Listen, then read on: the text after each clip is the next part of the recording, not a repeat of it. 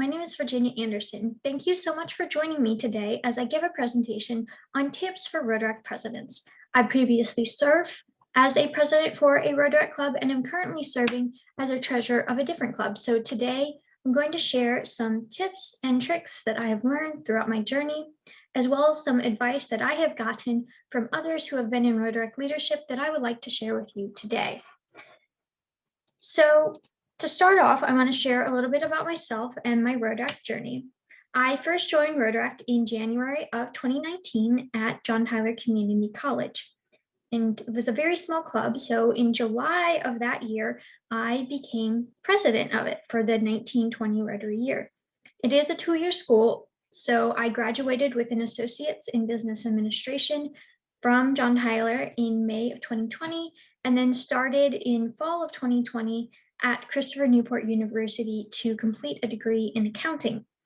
I've just finished my junior year there and have served as the treasurer for Christopher Newport's club during this year. I am also active in the 757 Peninsula Club, which is a community-based club that is close to my school. So I've been very lucky that I've had a lot of Rotaract clubs around me.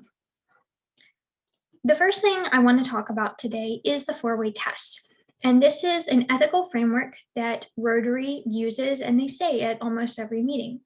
I think it can be very helpful in stepping through problems, and it is a way to step back and have a clear thought process when you're making decisions. I was first introduced to it when I went to my first Rotary meeting. The mug I have here actually has the FourWay Test on it, and I got it from a Rotary club when I spoke at their meeting. So later I'm going to talk a little bit about why you should go to Rotary meetings, but I think this is one of the best reasons. So like I said, the FourWay Test is an ethical framework that Rotary uses and can be very helpful for you to consider as you are a leader in your club, as you're making decisions for your club.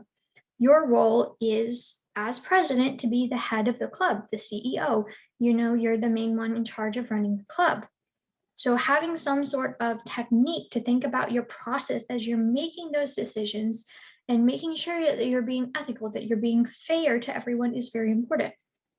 And this holds true if you're making, decisions just for yourself, or you're the only one making decisions, or if there's a group.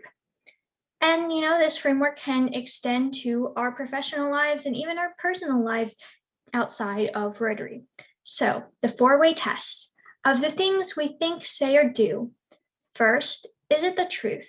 Second, is it fair to all concerned? Third, will it build goodwill and better friendships? And fourth, will it be beneficial to all concerned? So first, is it the truth? Obviously, this is about honesty. And you might just think, well, I tell the truth. Why does this matter? But here, I think we need to not just make sure that we're telling the truth, but also be careful how we project the club to others. I think we all, myself included, we want to put our best foot forward and have this ideal Instagram resume presentation of what our Rotaract club and life is like. And that's not always the case. I've had a lot of problems that I've encountered since joining. And when I joined my first club, the reason I became president so quickly was because it was really small. I was pretty much the only member who wasn't graduating, and it was pretty much dead. And that was a struggle. I would have loved to taken on more and bigger projects and had a lot more plans, but I had to be honest with myself about what I could do.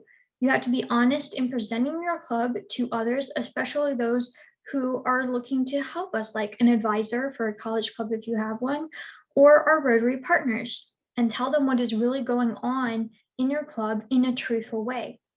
I think the same is true when you're talking to new people. Explain what is great about your club, but also be sure not to stretch it to try to fit this picture perfect idea.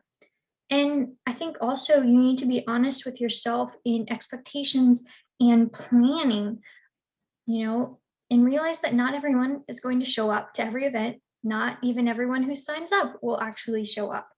And that, unfortunately, is a reality of life, and we need to keep it in mind when we're planning.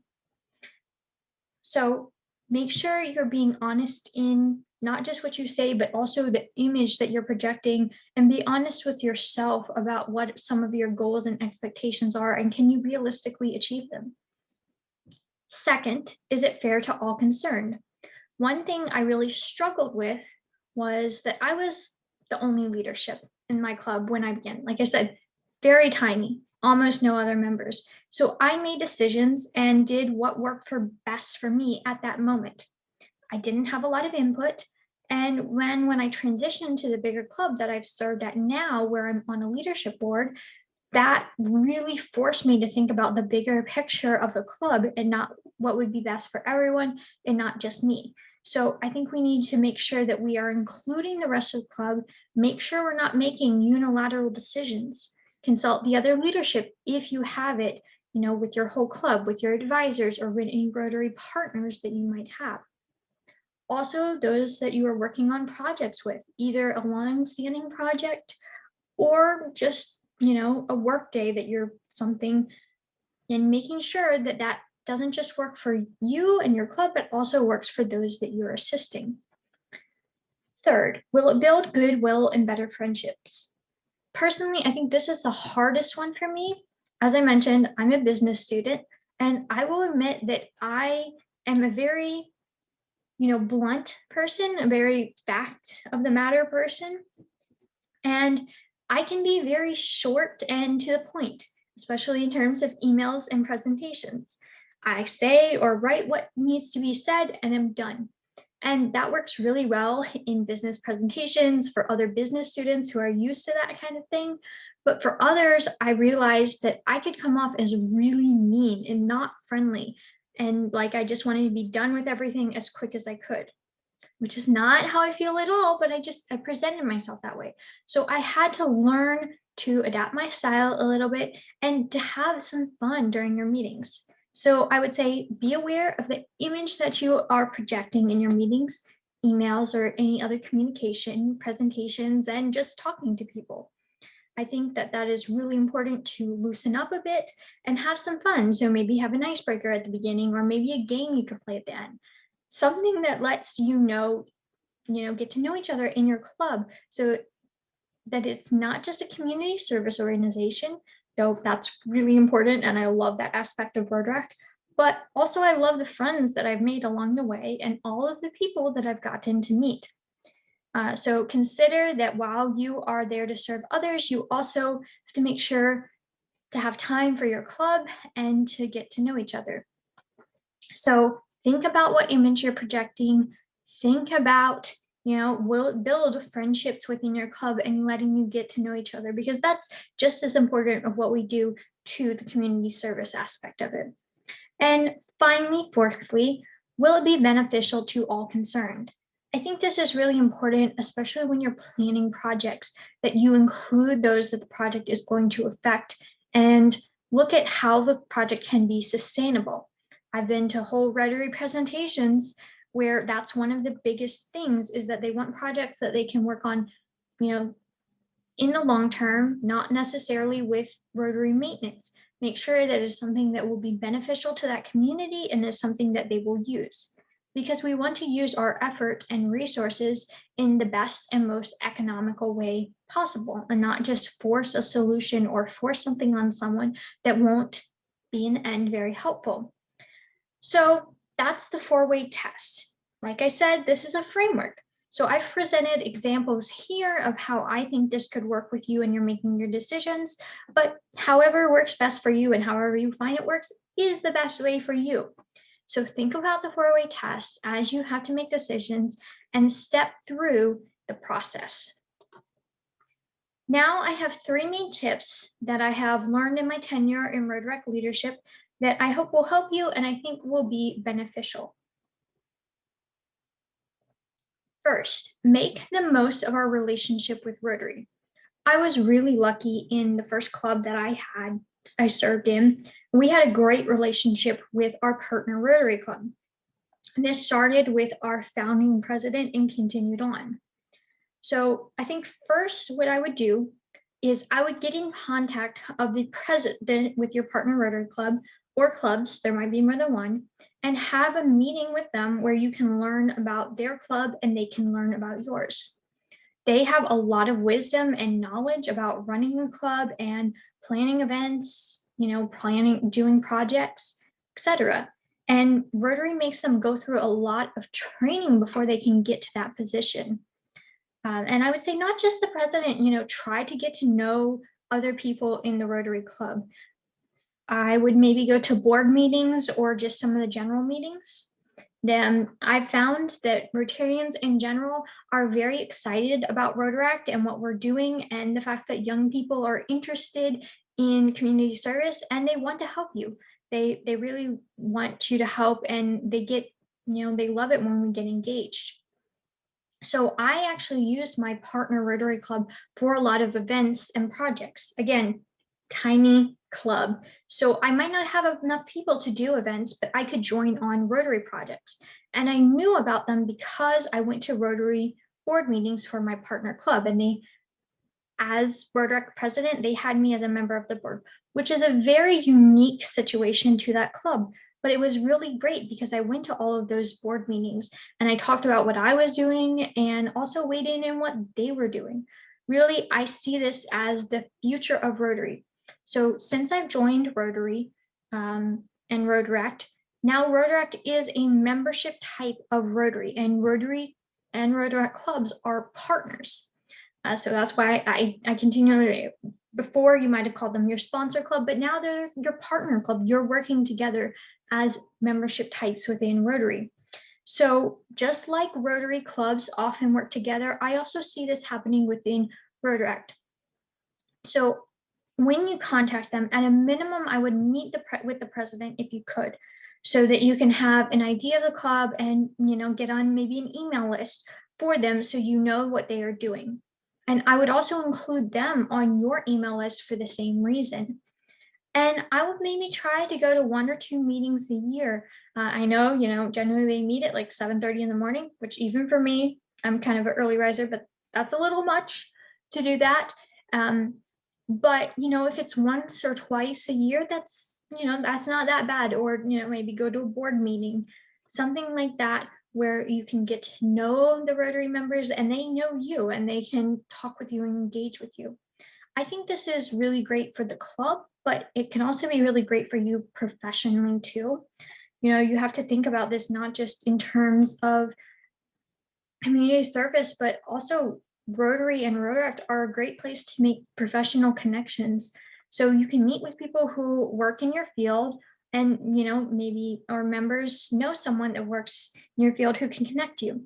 So I'm business, specifically accounting major, and I've met with people who are CPAs who are in Rotaract clubs, or I met with people who are financial advisors, or maybe someone knows, like I was at a district event recently where there was a person from Rotary there. We were talking, and he knows someone who runs a CPA firm, owns a CPA firm, and told me, got me in contact with them. Potentially that can be a job offer for me in the future. So they're often very happy to connect you with people. So don't be afraid to use them as connections. They're really excited often to help a young person in that field. And maybe even if your interests don't align, like I said, this person knew someone who had a CPA, who ran a CPA firm. So they know someone else who has those same interests. And I think that's a really amazing thing about Rotary. So at least get in contact with them, try to go to meetings. I think even better would be if you could have a liaison between the 2 clubs. So often this would be a Rotary member, and sometimes they also call this an outside advisor. I always called it a liaison because they're kind of someone who goes back and forth between the 2 clubs, but also a Rotarian who's an advisor to the club. And they can come to your meetings and really serve as a guide and, like I said, a connection between them. I was really lucky that I already had someone in the place who did this for me. And, sometimes we would meet outside of club for lunch and just talk and plan. If you have someone like that, it's really amazing, and someone who can attend both meetings and be able to report back about progress and events and really be there as an outside advisor.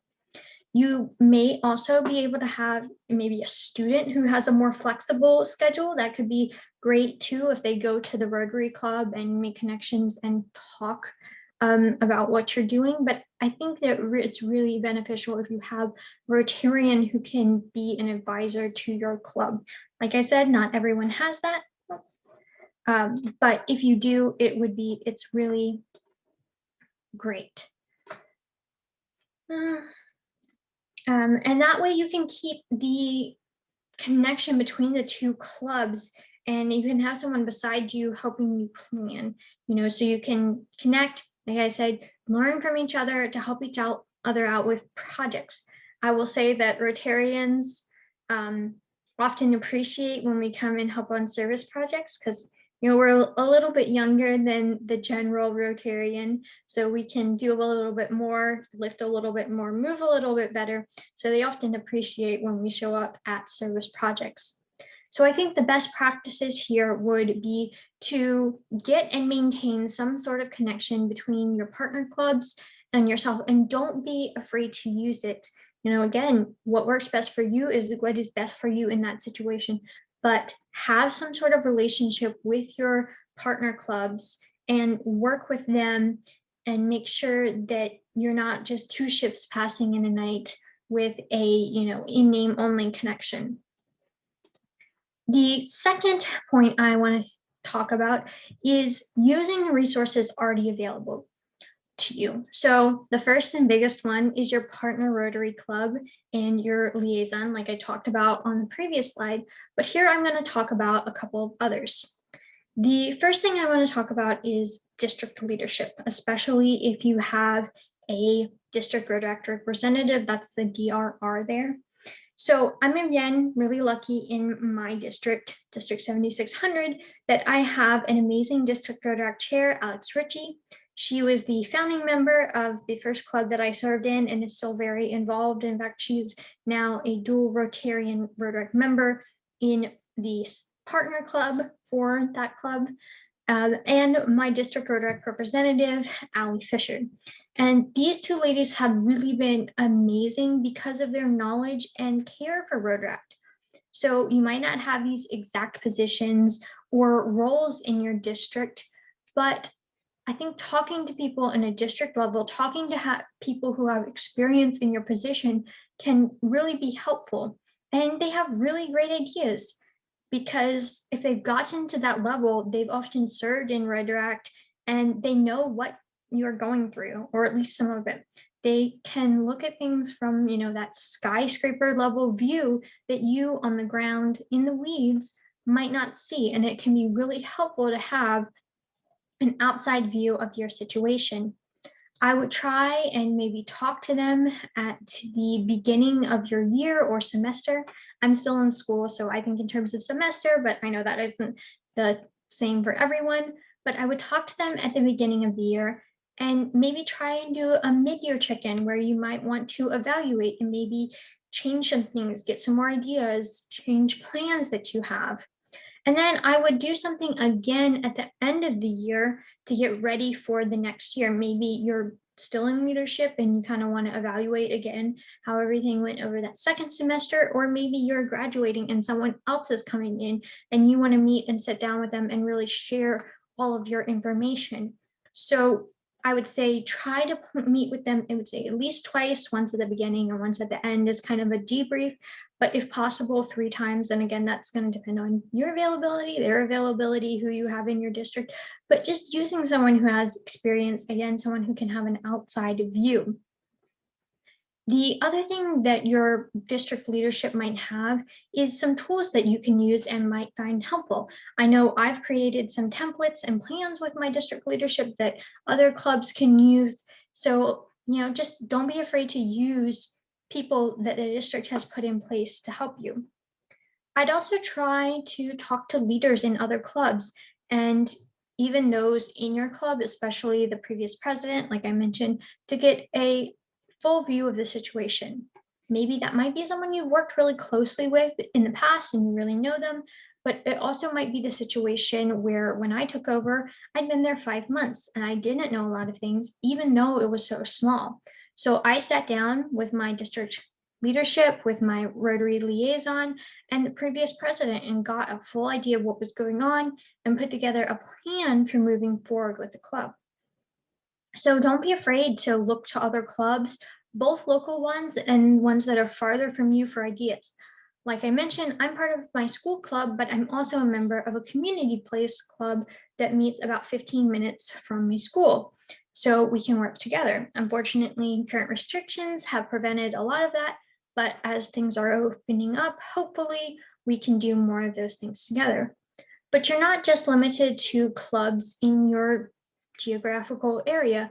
Now, there's Rotaract clubs around the world that you can work with and do projects with, even if it's just to talk to others who are in the same position as you, and again, get an outsider's perspective.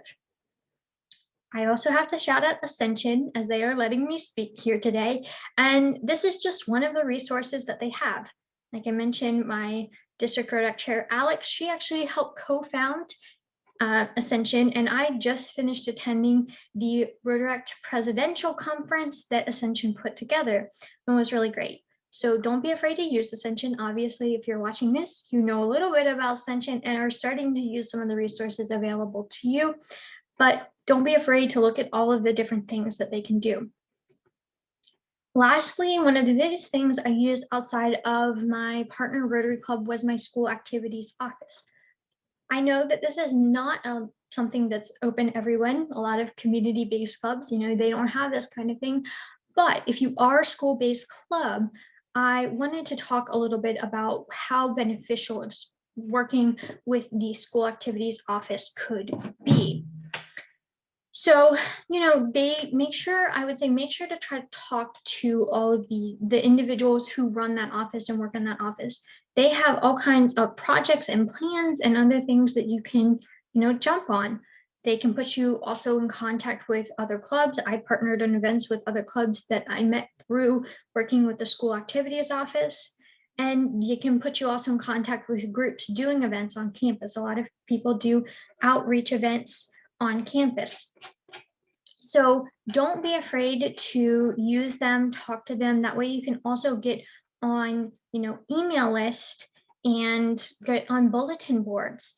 Often there's all kinds of events going on in your school that you might not even know about. So that's the goal of this office, and to make sure that the students are having fun and having good, safe campus activities, so that you can, use them to your advantage. My last main overarching tip is I'm going to talk about club leadership and planning. So these are things that I might have alluded to before, but I kind of want to reiterate and combine them here. First, work with other leadership. So I've talked about this in context of district and Rotary, partners, but I want to talk about it also within your club. So I'm kind of sounding like a broken record now, I realize, but in my first club, I was the only one in leadership to begin. And then the club grew a little bit and we added a secretary and a treasurer. And that was such a relief to share, the burden and some of the tasks that come with leading a club with them. And I just wanted to have another person to talk to and plan, and a different perspective that they would provide. And now I'm on a larger member board, about 5 people. And, it's really great to have all of these different opinions and skills in your leadership. So make sure to work with your other leadership. Don't feel like you have to do everything yourselves. Like I mentioned, also use your unique skills in your club. One thing I'm really terrible about and at is social media. I am not on any social media except for LinkedIn. And, that's something that I'm really happy with. But in terms of leading a club and having, advertising a club, my lack of skill and on that is not great. So right now in our club at Christopher Newport, we have someone who's a marketing major, and they're the communications chair. And, that's something that they are really good at. And so they can post and do all of the graphics and all kinds of things. So use the skills within your club and don't be afraid to ask for help. And again, be honest. People can also use these projects to hone their skills and have experience again on their resume, which they will really appreciate. So don't be afraid. Like I've had artists in different clubs that I worked in, and so we had these amazing hand-drawn posters. Or maybe you can have someone who's a film student help you work on videos of projects and put things together. So again, make sure to know people in your club, have some fun so you know other people and you can use those skills, and don't be afraid to ask if there's someone who is interested in that particular area where you don't have the strengths. I'd also say create some sort of consistency if possible, but make sure to leave some room for fun. I think this can be very helpful for people if they're seeing if they can fit it in their schedule and calendar. So try to have like a set meeting time and day of the week. I would say from my experience, it works best to have 1 or 2 meetings, like regular meetings where you go over things and kind of discuss and plan a month, and then some sort of social or project or some combination of those things. So you could do a project and go to lunch afterwards, or do a meeting and then go out and play some games afterwards. So make sure not to forget the fun part of it. That was something I didn't do at first, like I talked about earlier, that I really wish I had. And it's something that, like I said, it's an important part of Rotary too. So that's the end. Those are my main tips that I wanted to talk about. I hope you found it helpful and some things that got some ideas for things that you can do moving forward. If you have any questions or want to connect with me, like I said, I'm not on social media, but you can email me at virginiaanderson20@cnu.edu, and there's the period between Virginia and Anderson and 20, or that's the link to my LinkedIn, or you can also just search me, Virginia Anderson. So feel free to connect with me or email me any questions that you have. I'd love to further discuss your club and your ideas. Again, use the resources that are available to you in your Rotaract community. So thank you again so much for listening to me today, and thank you to Ascension. I hope you have a great rest of your day.